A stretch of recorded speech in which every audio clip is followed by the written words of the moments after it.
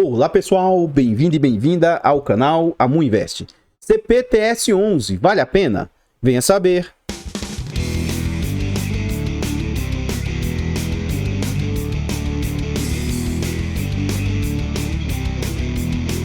Então, pessoal, este é um fundo imobiliário do setor de recebíveis. Ele é um fundo imobiliário de papel. É um fundo que foi lançado em agosto de 2014. É um fundo de base R$100. Capitânia é a gestora. Ele é de títulos e valores imobiliários e é um fundo negociado com altíssima liquidez. Ele negocia em média 4 milhões e 500 mil por dia. É um fundo para investidores geral. Tem nota 4 de 5 no site. E ele faz parte do IFIX com 2,4% do IFIX. Atualmente ele conta com mais de 31 milhões e 782 mil cotas. Em termos de PVP, o fundo está muito descontado, sendo negociado a um PVP de 0,86, ou seja, atualmente ele está com desconto de 14%, mas na minha opinião esse desconto chega a ser ainda maior. Já eu explico melhor isso.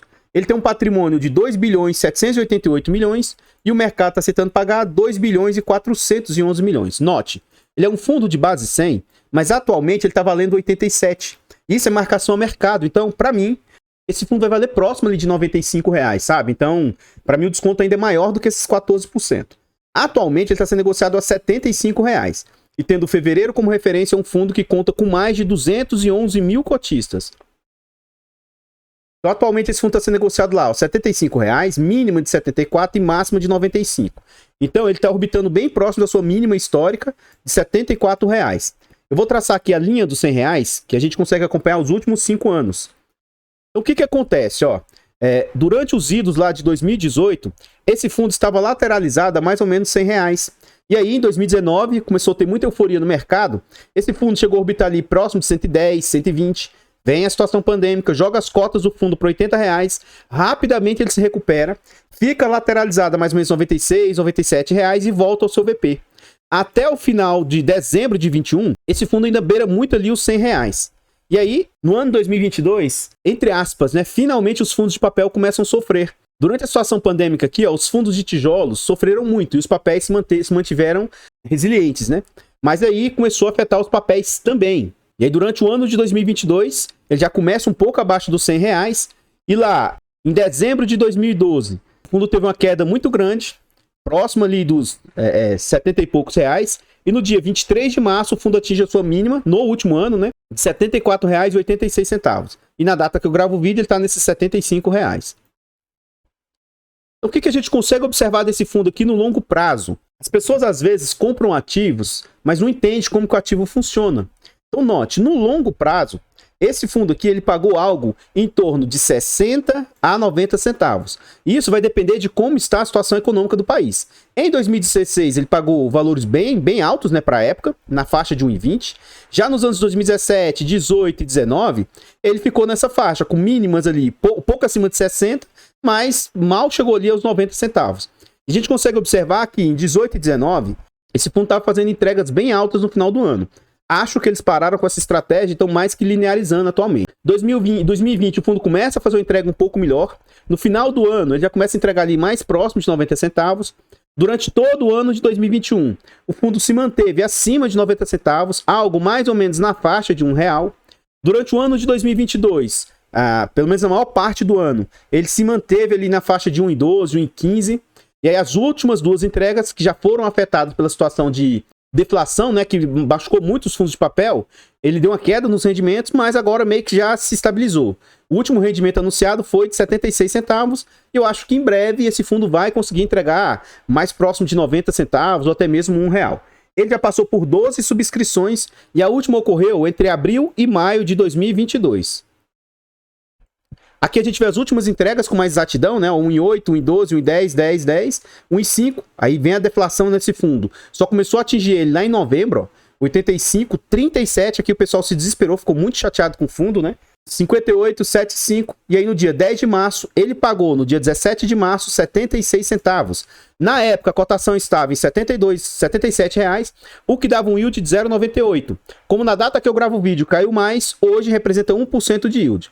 E no acumulado dos últimos 12 meses, esse fundo vem com 13,68% de yield acumulado. Nesse slide, a gente vê que a Capitânia é um fundo que é muito procurado pelos institucionais, Então, o BCFF da BTG, 1,37% das cotas, lembrando que é um fundo bilionário, né? O TRXF também tem 1,20%, o MGFF com mais 1,13%, e aí a gente vê inúmeros institucionais que têm posição no fundo da Capitânia.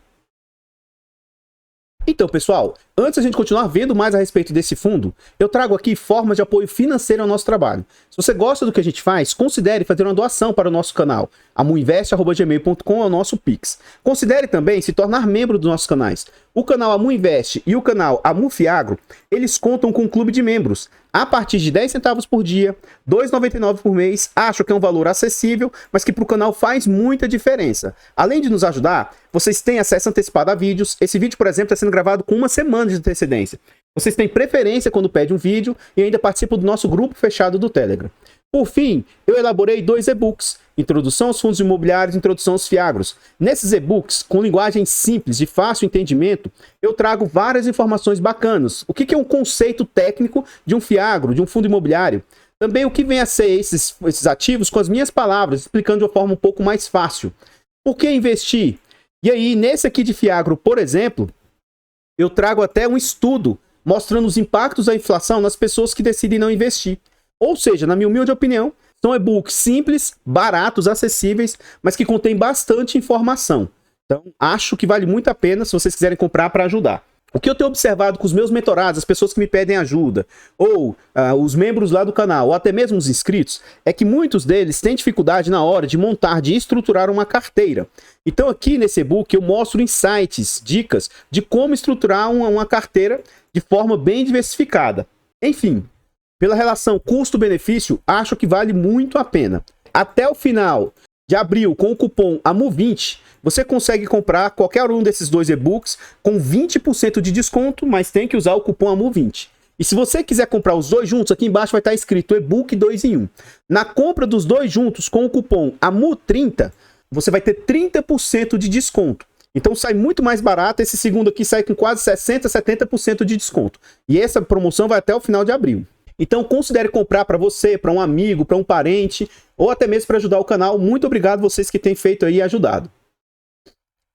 Aqui a gente já vê o comentário do gestor e ele fala o seguinte: o IFIX apresentou queda de 0,45 em fevereiro. Nos últimos 12 meses ele está com alta de 2,45, abaixo da inflação do período que foi de 5,5.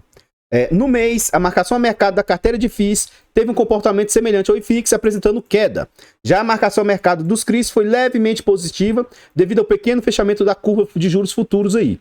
Continuando, o mercado secundário de CRIs tem apresentado baixa liquidez e poucas emissões.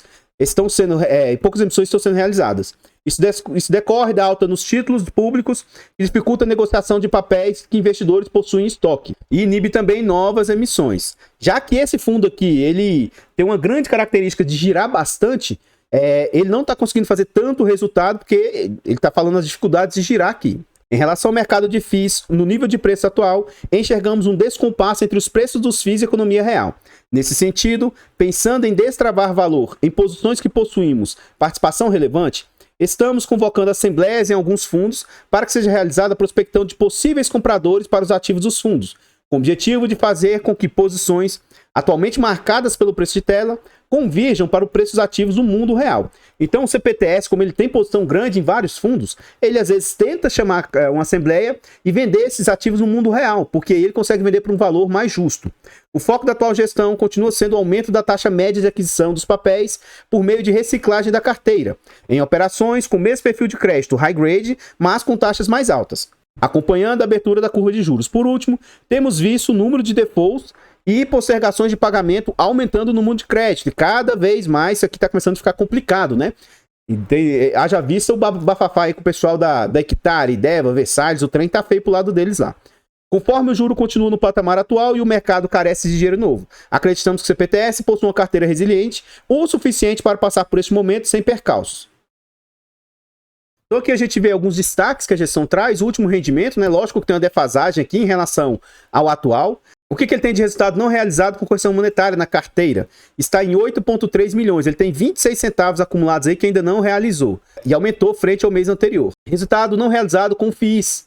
Então, eles estão com prejuízo de 36 milhões. Se eles hoje desfizessem de todas as cotas dos FIIs, eles gerariam um prejuízo de 1,13. A liquidez é alta, né?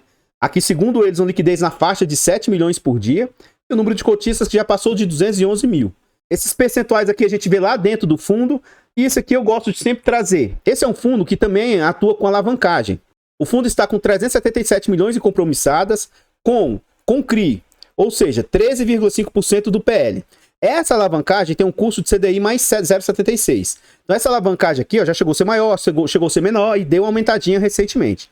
A despesa de juros acumulada e não realizada com operações está em quase 9 milhões, ou seja, 28 centavos por cota. Mas com certeza, esses ativos compromissados aqui tem que gerar mais do que 28 centavos, senão não tem sentido, né? Em continuação, eles falam, o fundo possui 68% dos ativos divididos em 47 créditos, o segmento com maior percentual de alocação é IPCA mais 6,54, e ele tem também 1,38 a CDI mais 4. Já dentro da carteira de FIIs, 34% é renda urbana, 25% logístico e quase 18% são em lajes. O que vários fundos têm passado a trazer recentemente? Essa tabela de sensibilidade, né? Para você ter noção do que representa, tá? Então, o que acontece? Quem se posiciona nesse fundo a R$80, ele vai ter uma taxa de IPCA mais 9. Desconta a taxa da gestão, cai para IPCA mais 8,59. Agora note, se alguém conseguir comprar esse fundo na faixa de R$69, ele passa a ter IPCA mais 11 e líquido IPCA mais 10. Olha o quanto a taxa se altera. Assim como quem comprar ele um pouco mais caro, comprar lá nas alturas, quem pagar R$87 pelo fundo hoje, líquido vai ter uma taxa de IPCA mais 7. Ou seja, nesse momento, talvez seja o melhor momento para se posicionar no fundo, tendo em vista o que esse fundo pode proporcionar para o longo prazo. Com os eventos que ocorreram aí, principalmente em HCTR, DEVA, isso aí acabou puxando até outros fundos de papel, que na minha opinião são muito mais seguros. Um evento que acabou todo o mercado ficando um pouco assustado, né? Aqui a gente vê as movimentações da carteira, quando esse fundo está no auge, essas movimentações são altíssimas, então a gente vê o que ele comprou. Aqui foi o total de compras que ele fez, 234 milhões de compra, e eles giraram aí e venderam 263 milhões de ativos aí. Isso aqui são só os giros de CRIs.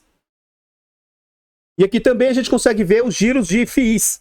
Eles compraram SAD 11, 3 milhões SAD 11, compraram HBCR, 2,8 milhões, esse HBCR eles compraram via oferta, e venderam 4,4 milhões de TRXF. Então, pessoal, antes a gente continuar vendo mais aqui alguns slides a respeito do CPTS, eu trago aqui agora formas de apoio gratuito ao nosso trabalho. Se você gosta do que a gente faz, nesse vídeo aqui, deixa o like, comenta, compartilha, se inscreva e ative o sino. Tudo isso é muito importante para o nosso canal continuar crescendo. Comenta para nós, e aí, você tem o CPTS? Você acha ele um bom fundo de papel? Você ficou triste porque ele está pagando menos? Mas isso é normal, gente. As pessoas não entendem o contexto macro, não entendem que o mundo real influencia lá, né? Se a inflação subiu, se a inflação caiu, default, coisas nesse sentido, as pessoas são... Enfim, mas você tem o CPTS? Comenta aí para nós. Eu particularmente não tenho, mas para mim é um dos melhores fundos de baixo risco da Bolsa. Tem algumas pessoas que ficam chateadas porque ele tem muito FII dentro dele, né? E se você for comprar, você tem que estar ciente que ele tem uma exposição... para mim não é tão alto assim, mas ele tem uma exposição grande em FIIs, mas isso é da gestora, né? Comenta para nós. Eu não tenho interesse de ter, apenas por questões de gosto pessoal, mas eu acho que é um excelente fundo. Esse fato de eu dizer a minha opinião aqui não significa que ele seja bom ou ruim, e não significa indicação de compra, venda ou manutenção do ativo. Eu tenho 2 canais secundários que a gente está tentando chegar a 1.000 inscritos. A Mufi Infra, já passamos 150, né? 158 inscritos. E o Amudicas chegou em contagem regressiva, né? Dos 1.000 agora, só faltam 81. Considere lá se inscrever, nos ajude a chegar nessa meta de 1.000 inscritos. Agradeço de coração todos vocês que ajudam. E os nossos 4 canais participam de outras plataformas. Considere lá, seguir, se inscrever, porque ajuda demais a gente aí. Aqui a gente vê a DRE do fundo, demonstrativo de resultado, né? Ele cobra 0,10 de administração, 1,05 de gestão e eles não cobram performance.